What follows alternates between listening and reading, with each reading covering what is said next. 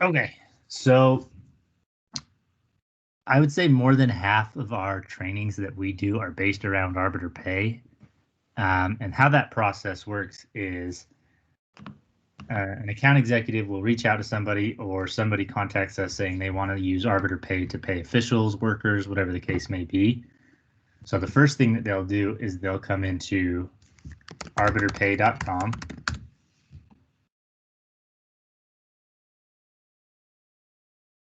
And they'll go to this sign up today.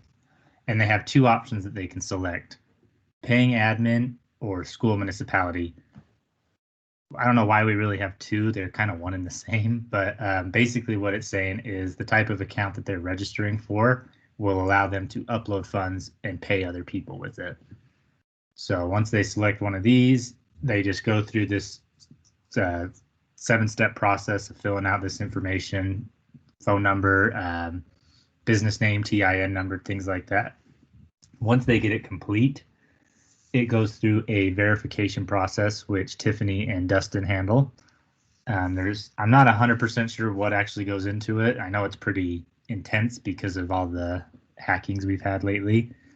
But in order for that account to become approved and for the person to register, who registered, for them to be able to log in, it has to go through all of these approval processes and pass all these certain steps. So once that's done, they get a notification saying your account's been approved, feel free to log in. Once they do that and everything's been taken care of, it will come over to implementation, and we'll work off a case in Salesforce where we set up a training with them and say, hey, your account's been approved, let's get you trained and show you how to fund and transact and all that. So back in Arbiter game is where this payments tab comes into play. So the first thing we do is up here, we link their Arbiter Pay account. How we do that is before it's linked, there'll be a spot that says link your Arbiter Pay account here. You just click on it and you put in the username and the 4-digit security PIN number that they create when they first register. If those two things are correct, it will link up and it will display the account number we give them for Arbiter Pay, as well as a balance once they have one in there. Now, a couple things you can do from here are you have these filter options up here, so they can look at a specific date range or a specific sport. If they only want to see event workers or officials, whatever the case may be, just some filter options. But once they're ready to pay, all they need to do is come down this list here and check these boxes off, and it will keep a tally of how much they're paying out as well as how much will be remaining in the account after. They'll hit make payments.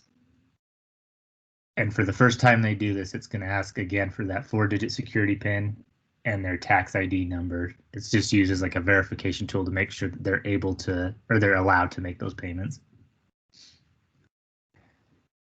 So right here, you have a 3-person silhouette. That indicates that that person is an event worker. I don't have any officials on this, but if this wasn't official, there would be a jersey next to it, just indicating the different types. This approval option is something that we teach if you have kind of two people doing the same, not the same thing, but two people involved in the payment process. So let's say the AD is the one that actually goes to the game and verifies that these people show up. Once he gets there, he can log in, come to this list and see, okay, Dave Martin was supposed to be at this game. He is. If they hit approve, it will put their name next to it.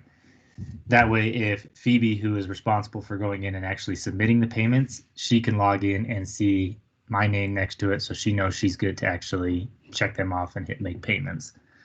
That doesn't have to be used. It's more just of a way to keep everybody on the same page. They can also change the amounts. So ideally, we want these amounts to come from the assigning groups. So they would set them up within their Arbiter 1 account so that they automatically flow over. But we do give them the option at the schools to come in here and change those amounts if they need to, since they're the ones that are actually paying the people. And then there is a delete button here. So if Dave Martin didn't show up and they don't need to pay him, they can just delete him out rather than having to wait for the assigner to do it. Some people will have this warning sign next to it indicating that they don't have an Arbiter Pay account. So either Kennedy here has not registered for her own Arbiter Pay account, or she hasn't linked it up properly. I always just instruct the schools to say, click on their name, send them an email saying, we're trying to pay you for the game you worked last week, but we see that you don't have an Arbiter Pay account. Please get that fixed. Once they do that, that warning sign will go away and they'll have a check mark that they can check off. Any questions on this page here? So again, ideally, all this should be set up, but these names will flow from one. If they are event workers, they'll flow from whoever you put on the schedule here. The officials, as long as the school's bill to is selected when the game is set up. So the assigner goes in, assigns officials to the game, and puts who the responsible party is, which is the bill to. If they select the corresponding bill to with this school, that's why those officials will show up on this payments tab here. So that's kind of some of the issues we run into is schools will go in to pay officials, but they're not seeing them listed on this tab. If we go into the assigner's account, 9 times out of 10, it's because they're using the wrong bill to. So that's why it's not flowing over. So we do have another option, Simple Pay. So this is used to pay officials that necessarily weren't scheduled through Arbiter, or there was a last minute change and the assigner hasn't updated it yet so that that name isn't showing on the actual payment side. Simple Pay is used to create like a one-time transaction. So they can come in here and kind of build it out themselves. They'll search for a person's name. It'll show a list of people that have registered within Arbiter Pay, or have registered in Arbiter. If they have an email address under their name, that means they do have an Arbiter Pay account. Otherwise, it'll just say no Arbiter Pay. So once they click that, they can say what sport, the amount, any notes they want to add, and then that 4-digit PIN again. And they can choose to either pay right then and there or come back at a later time and pay it with the rest of their group if they have more coming in. So again, that's typically used for any last minute changes, or sometimes, I pay Gwen $20 when I should have paid her 30. Rather than having to create a dummy game and add her into that, I can just make up the difference within here. This account history will give you, based off your Arbiter Pay account number, will show any transactions that have gone in and out of your Arbiter Pay. So before all this was added in, you would have to kind of make the payments out of here, but in order to manage your budget and see, all of your history, you'd have to go back into Arbiter Pay and look at the transaction history that way. This allows you to do everything from Arbiter Game. They can also add a bank account from here as well. So if they need a bank to where they're going to pull funds to upload their Arbiter or upload into their Arbiter Pay, they can come into this accounts tab once it loads. Come on.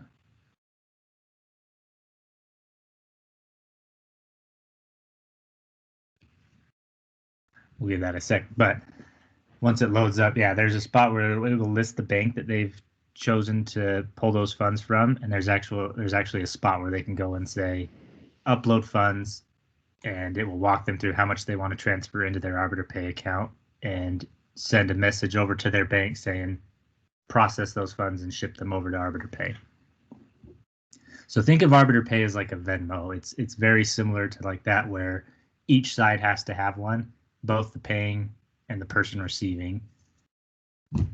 And then once the official receives it into their Arbiter Pay account, they can choose to either send it to a bank account that they set up on their own, like a direct deposit, or they can request a check from us.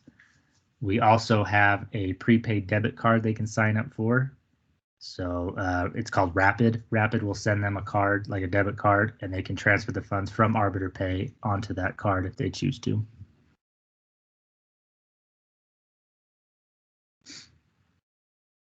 Any questions on those?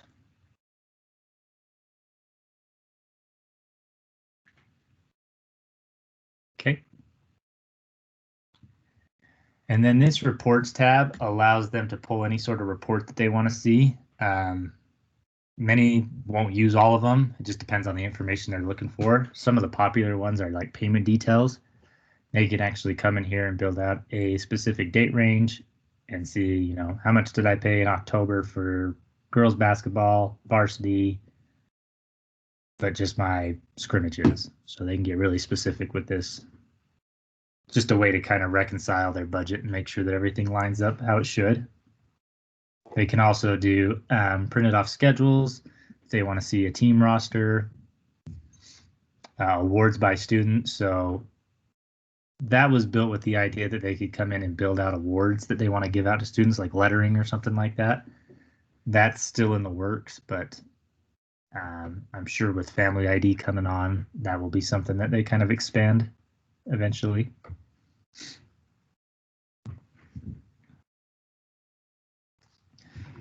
Now within Arbiter Pay, this looks a little different on my end because we have an admin access, but what they're able to do is kind of all that same thing, all that same stuff that we talked about, they can do in Arbiter Pay. So there are ways that they can pay officials directly from here. We tend to kind of steer them away from that because it causes a lot of problems. It's a lot of information they have to keep track of. They have to remember everybody's username, everybody's account number. So that's why right now we're really saying, you know, let's put you into a free version of Arbiter Game. That way you have all your officials listed already. You don't have to manually enter in their information. But with Arbiter Pay, it's important to keep in mind that only one person has access to it. So like with Arbiter Game, you can go in and add multiple people and they can all log into the account. With Arbiter Pay, it's only one person, one login credential, just for security purposes.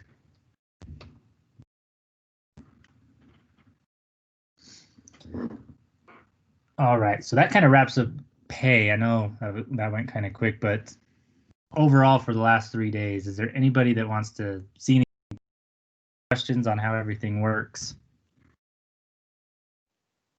Quick question, Elliot.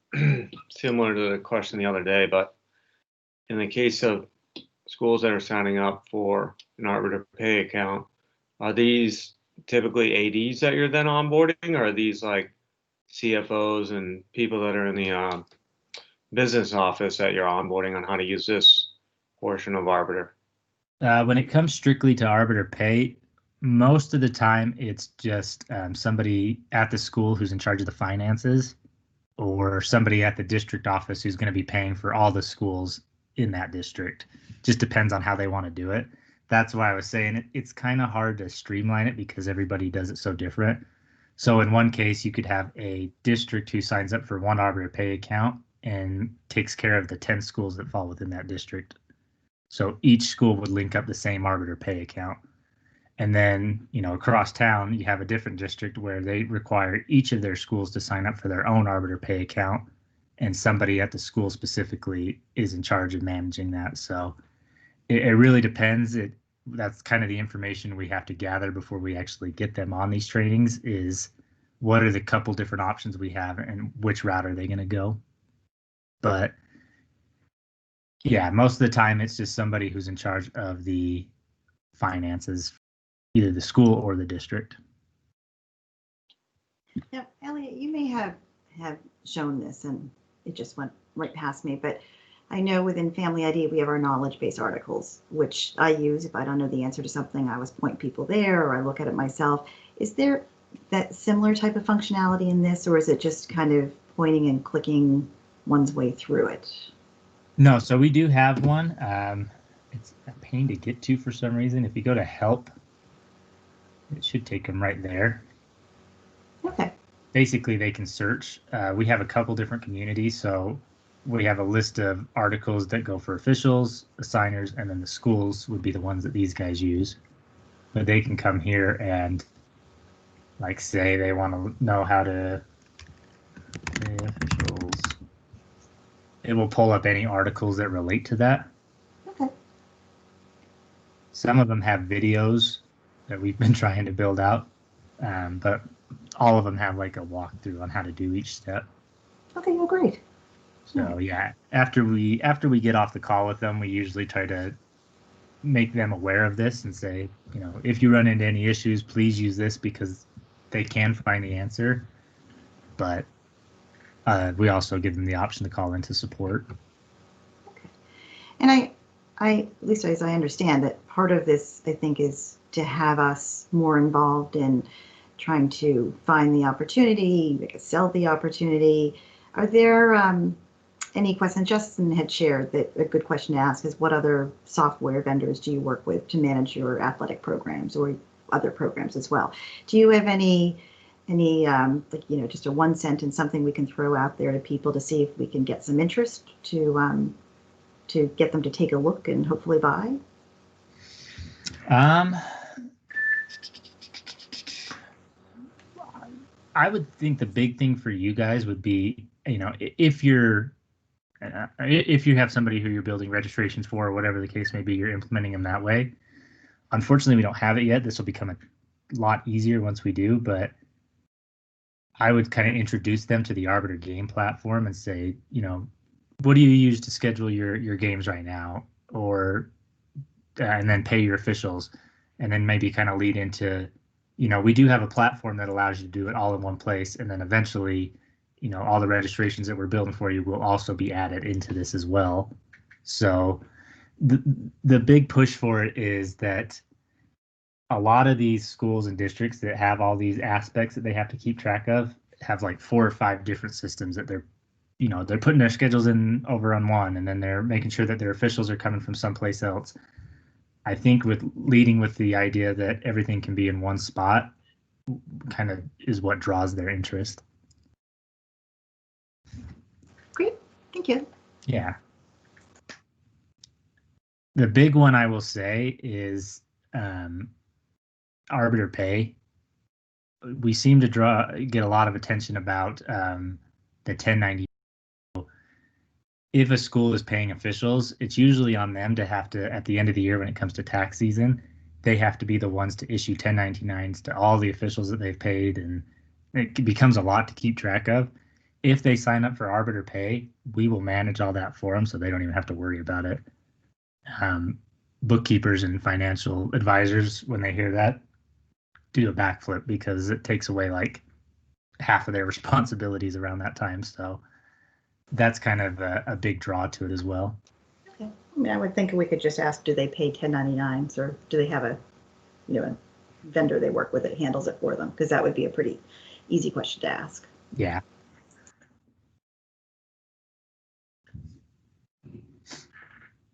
I have another quick follow-up question that I think I'd be curious to find out your insight, Elliot, and I'm sure I could touch base with some of my colleagues that are immediately on my team, the account executives, that is. But I think I pretty much understand the draw with regards to pay. I mean, if I understand correctly too, from like a cost standpoint, Arbiter basically just keeps a certain percentage of whatever funds then get routed out to officials, correct? Right. So we call them processing fees. But so, for example, if I were to come in here and pay this person, this person, this person, once I hit pay, it's going to take that $50 from their account to pay the official, but it's also going to take a processing fee that goes to us. Got it. So from the school's perspective, there's no sort of real upfront cost. It's just the actual implementation on there, and they have to get this information inputted. They've got to actually fund the account, and then there's that processing fee. That's really the cost of using the software. That seems to me like what should probably be a pretty easy sell, especially if you're issuing, you know, checks. Is that basically right? Yeah. So that's kind of always what we lead is like there's no cost to register whatsoever. The first cost, they won't see any fees towards them until they make their first transactions. But we always try to pitch it with the idea like, think of the man hours that go into having to write checks and send them out and all the possible errors that can come up. And then not to mention the cost for materials and things like that. That what this does is eliminates that. So it makes it pretty quick to where you can go in once a month if you want to and just pay all your officials within a matter of 5 minutes. and it's all done automatically. So the minute they hit make payments, those funds go right into the officials' Arbiter Pay accounts, and then it's on them to kind of decide how they want to receive it. So, yeah, it's not a hard sell. People love it once they see like how quick everything moves, and then all the reporting that we have as well that kind of helps reconcile at the end of the year that everything matches as it should. But yeah, the big lead off with that is that there are no costs until they, make their first round. Some people kind of backlash a little bit and say, "Oh, that processing fee is kind of hard." But like I was saying, you have to kind of take into consideration the man hours that go into it and the material costs, and it kind of comes out even, if not less, sometimes. Got it. So that makes sense. I'm a little more confused on sort of the scheduling component, and the reason I say that is because obviously there's an element that's tied to the assigners. So I would imagine, and correct me if I'm wrong, but those decisions are probably made on a grander level, meaning I would imagine schools within a district are all using the same scheduling tool. So like there's probably not one school that's using, XYZ versus another school that's using Arbiter, because they ideally probably want the assigner information to be pulling in, and they want the systems to be talking to one another. So is that safe to assume that those decisions are typically made more as like a conference, or are those made on an individual basis by each school? It varies, honestly. You have the incidences where you have statewide deals like Washington or Massachusetts where they are going to require everybody to be on Arbiter Game, which in the end makes it simple because you can consistently see the same information across the board. But in other states where it's not mandated, you'll have a case where school A has signed up for Arbiter Game and they love it and they want to use it, but then school B that's in the same district likes what they currently do, so they continue to use their current system or whatever the case may be. But ideally, yeah, it is better to bring on a full district and implement all schools with the scheduling portion, because most of the time they're using the same assigning groups for all their sports. So whatever the assigner does, if they're all on Arbiter Game, they're all going to see, it's all going to transfer over pretty quickly. And it also eliminates having to call the assigner every time there's a little issue. Everything can be taken within Arbiter. But yeah, unfortunately, there are places out there where they are just one-off schools, and we just kind of have to, once they get in and they like it and they see that it works, we kind of count on word of mouth to go out, say this athletic director is going to let the school down the street know that they manage everything through Arbiter and it works great and it's quicker. If they get on the platform, they're able to talk to one another. So that's also kind of the push we hope for when we have these one-offs. Got it. So then an objection to a school that doesn't use Arbiter, and let's say the conference uses like our school or something, is probably, well, if we switch to Arbiter, then my games aren't going to link up. Whereas right now, with our school or whatever the competitor may be, if I add, John Deere High School down the road to my football schedule, it shows up to him as well. And then collectively, we sort of build our schedules. It's a lot more interactive than doing it independently within different systems. Is that accurate? Right. Yeah. The idea with Arbiter Game is like, think of it as like a kind of a social media type deal where everybody can connect on the same platform. And with like our school and those other platforms, I think the biggest drawback is people will get familiar with it and they put all their information in, and then they're hesitant to switch all of that into a new account. And we try to show them how they can easily export that information from whatever platform they're currently using and move it into game. So it really doesn't take that long. It's just, yeah, some people don't like change. Got it. But then also you said earlier in the call that if someone makes an update to a schedule, like in both schools have Arbiter, then it just updates for the other school, right? Right. They are able to see the status in their own account, and then they would also receive a notification. So yeah, if everybody's on, all schools in the district are using it, it works 10 times easier, and then we have less problems actually. So the more people we bring on within a district, the less issues we have. It's when we start having like half have Arbiter game, half don't. Mm-hmm. And then they kind of have to manage other games that they typically wouldn't. Like when we bring on a full district, we say, okay, everybody just take care of their home games, and that'll keep it simple. When some people aren't using Arbiter game, and then the people that do have it have to go in and manage their away games and switch things around, that's where it can kind of get a little tricky.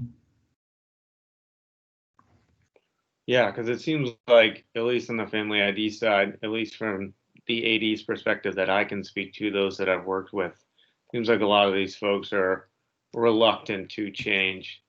And especially I could see someone looking at this and saying, oh, well, I'm going to have to uproot everything I know and do presently to go into a new system. Those systems aren't going to talk with one another. And I feel as if the conversation might literally stop there. So I would imagine that's probably the biggest objection. And it feels like one that I'm gathering just from your input. Yeah, it's people sometimes see the setup and they're like, oh, that's too much. Like I don't want to have to redo everything. And kind of how I mentioned with the teams and the sites and opponents, luckily we're able to pull over that information from the assigning group so that they don't have to spend too much time on that. It's where they, it's the beginning of the school year and they've already put in their schedule in one system. They don't want to have to go back and do it at another place. But with the importer that we have, it's very easy to do. It's just a matter of sitting down with them and kind of walking through it with them.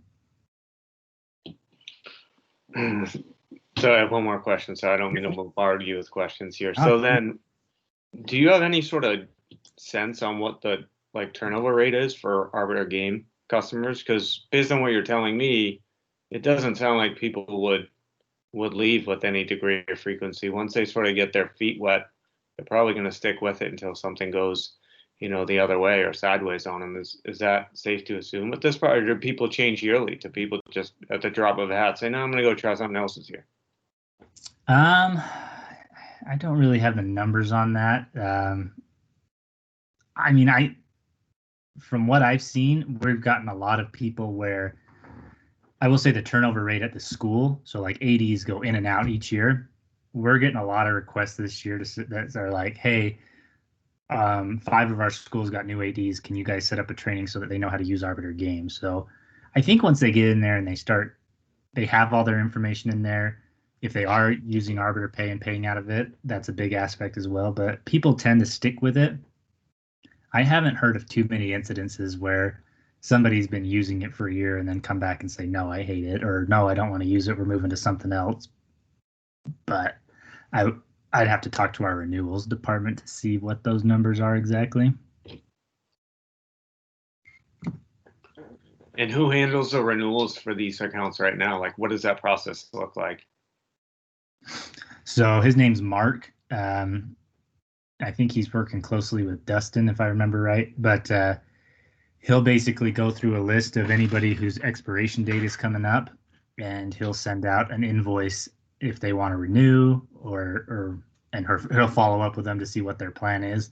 And then once we invoice them and they make a payment, we can go in and update their expiration date so they continue to have access to it. That's a very generic explanation. I haven't spent too much time in the renewals area, so there's probably a little bit more to it. But got it. So you implement, and then the account's set up. Then there's customer support fills the middle, and then there's a one-man band for a renewal team. Is that right? Exactly. Yeah. Got it. Makes sense.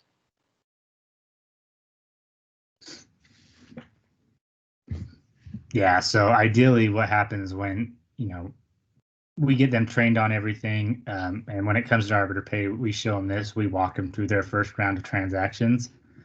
That's where we'll kind of make that handoff to support, saying, okay, now that you have an understanding of how to do it, everything makes sense, good. If you have any questions, feel free to call our support center and they can help answer anything. Just because of the sheer volume that comes in, it's hard to... We've thought about holding on to accounts for Maybe 30 days after they first come in or 30 days after we train them.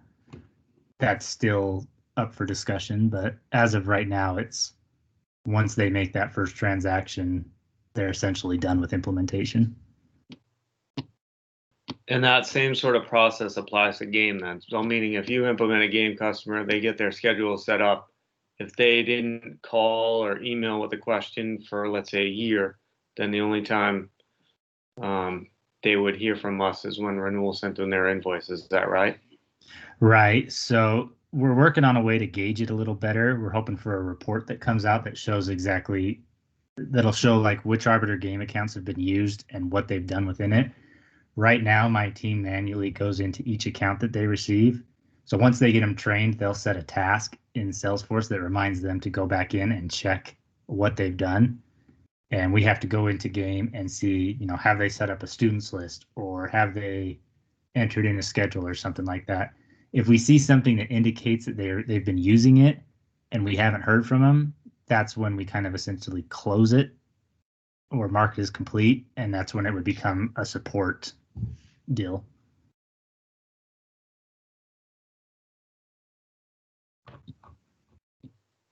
Are there other cases where someone buys game and then doesn't do anything with it? Yes. So one of the issues we ran into last year is they ran a promo to give game free for however many months, 6 months, I think. And we were adding all these people in, and nobody was not. I shouldn't say nobody. A lot of people weren't using it, which created a issue with our data. So we were looking like all these accounts had been set up, but nobody had actually gone in and utilized it. From this point forward, there shouldn't be too many issues going with that. Like an opportunity can't be closed until we receive payment. So if they're paying for it, chances are they're going to use it or at least learn about it. And that's where implementation, it's important for us to go in and make sure that they have a good understanding of it, relate it to what they're currently doing, and show them what a day-to-day basis would be with it.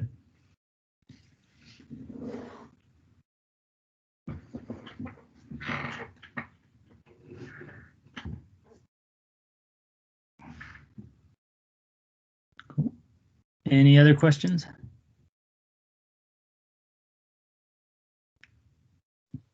I suspect when we get into it more, but for now, I think I'm good. Yeah, thanks, Elliot. Yeah, thank you guys. I know it's a lot, and I'll be the first to admit it's not a perfect process, but if you could see where it was 2 years ago, it's a world of difference. So we are improving. Cool. But yeah, any questions you guys have on our process or the program, please let me know.